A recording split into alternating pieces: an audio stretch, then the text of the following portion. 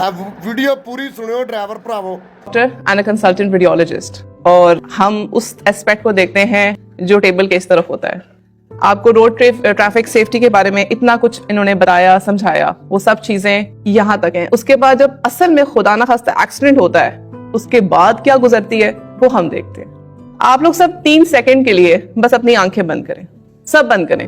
1, 2 और 3। एक ठा की आवाज आती है और जिंदगी बदल जाती है। This is the reality. 3 second में, पहले सेकंड में यू आर योरसेल्फ, दूसरे सेकंड में कोलिजन हुआ, तीसरे सेकंड में you are not what you were at the first second. ये एक रियलिटी ऑफ लाइफ है। मेरे सामने as a doctor, as a radiologist कोई आता है तो मेरे सामने कोई चेहरा नहीं आता।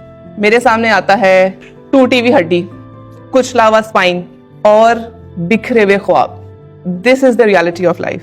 आप इसलिए ना फॉलो करें रूल्स को कि वार्डन सामने खड़े हैं फाइन हो जाएगा। आप इसलिए फॉलो करें क्योंकि आप अपने माँ बाप से प्यार करते हैं, आप अपने बहन भाई से प्यार करते हैं, आपके कुछ एम्स हैं, आप कुछ बनना चाहते हैं, कुछ दुनिया को दिखाना चाहते हैं, आप एक अच्छी वाइफ हैं, आप एक अच्छे हस्बैंड बनना चाहते हैं, आप रिस्पॉन्सिबल हैं, आप इसलिए फॉलो करें। रूल्स सिर्फ रोड्स के नहीं होते, रूल्स हर जगह के।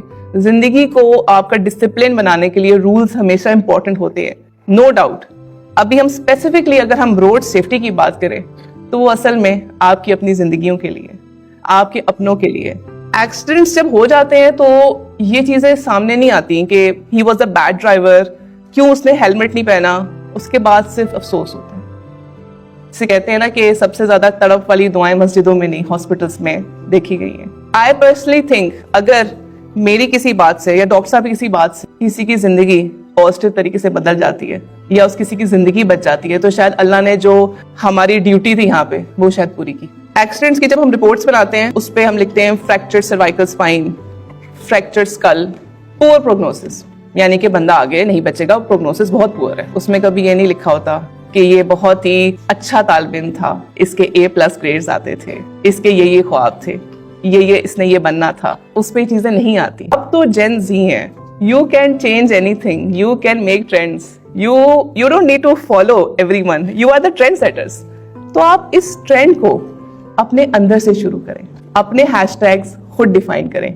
Yes, safety is priority. जब मैंने अपनी पोस्ट ग्रेजुएशन की डिग्री की, मेरा टॉपिक ही हेड इंजरी था। तो आप ये देखें, मैंने हेड इंजरी के ऊपर जितना रिसर्च किया है, जितना मेरा इसके ऊपर रिसर्च है, तो मुझे पता है कि मैंने टूटे हुए ख्वाब देखे हैं। मैंने एक बंदे के एक्सीडेंट के बाद खानदान उजड़ते देखे हैं, बीवियां, माएं, बहनें, बच्चे रुलते देखे हैं, उनको परेशान कोनों पे खड़े दुआएं करते देखा है, उनको आगे जरिया माश के बारे में फिक्र करते देखा है। रोड पे ज्यादातर उन लोगों का रेशो है जो हमारी जिसे कहते हैं ना वर्किंग एज ग्रुप है, जिसे आप कर लें लेट 20 से लेके 40 तक। ये वो ब्रैकेट है जो मेन अर्निंग ब्रैकेट है।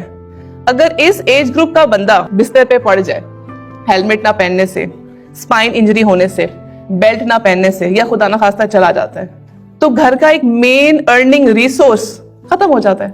कुछ लोगों के पास कुछ सेविंग्स होती हैं, लेकिन सेविंग्स भी कितना अरसा चलती है। इस महंगाई के जमाने में सेविंग्स कितना अरसा चल लेंगी। एक बंदे की अर्निंग से वैसे ही घर नहीं चलता।